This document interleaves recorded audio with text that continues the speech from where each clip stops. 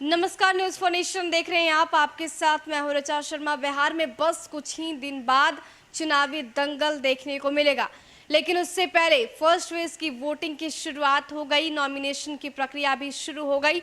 लेकिन उसके बावजूद महागठबंधन हो या फिर एनडीए, सीट शेयरिंग का फॉर्मूला अब तक डन नहीं हुआ है।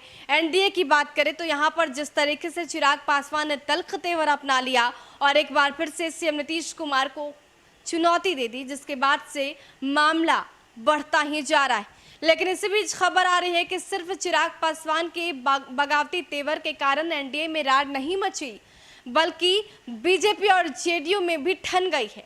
बीजेपी और जेडीयू भी कुछ सीटों को लेकर एक दूसरे के खिलाफ है और ये भी कहा जा रहा है कि जो बाहरी विधायक और नेता जेडीयू में शामिल हुए हैं, उनके कारण ही ये जो मामला है वो फंस चुका है। अब कौन कौन सी सीट पर यह मामला फंसा है और कौन सी सीट को लेकर खींचतान जारी है, आपको बताते हैं। यह शुरू से कहा जा रहा था कि एनडीए में सीट शेयरिंग को लेकर मामला सही वक्त पर सुलझा लिया जाएगा, लेकिन इधर की राजनीतिक गतिविधियों को देखते हुए ये साफ है कि लोजपा के बाद अब बीजेपी की भी जदयू से ठन गई है। दिल्ली से आए बीजेपी के दो बड़े नेता भूपेंद्र यादव और देवेंद्र फडणवीस दिल्ली निकल गए, जबकि कहा तो ये गया था कि दिल्ली में मंथन के बाद सीट शेयरिंग का सारा फॉर्मूला डन हो जाएगा। दिल्ली में बीजेपी नेताओं के साथ जदयू सांसद ललन सिंह भी सीट शेयरिंग के मसले पर बीजेपी नेताओं से बात कर रहे थे, लेकिन पटना आने के बाद मामला बिगड़ता दिख रहा है। बाहरी विधायकों की जेडीयू में एंट्री से ये सारा पेच जो है वो फंस चुका है। अंदर खाने से ये खबर आ रही है कि लोजपा का साथ बीजेपी नहीं छोड़ना चाहती है, लिहाजा लोजपा से लगातार बीजेपी के बड़े नेताओं की मीटिंग चल रही है।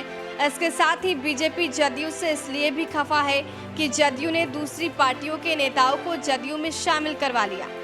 अब इन नेताओं को अपनी पुरानी सीट भी देनी होगी, जहां से ये चुनावी मैदान में उतरे। बीजेपी को इससे ऐतराज है, क्योंकि पुराने समीकरण के हिसाब से बीजेपी के उम्मीदवार वहां से फाइट कर चुके हैं और बीजेपी उन सीटों को नहीं छोड़ना चाहती। लिहाजा इसको लेकर बीजेपी और जदयू में ठन गई है। बीजेपी का मानना है कि जिन नेताओं को जदयू ने ज्वाइन करवाया उन्हें जेडीयू एडजस्ट करे, लेकिन जदयू उस बात को मानने से इनकार कर रही है। लिहाजा बात बनता ना देख बीजेपी के नेता दिल्ली निकल गए। 2 दिनों के लिए सीट शेयरिंग के मुद्दे को टाल दिया गया।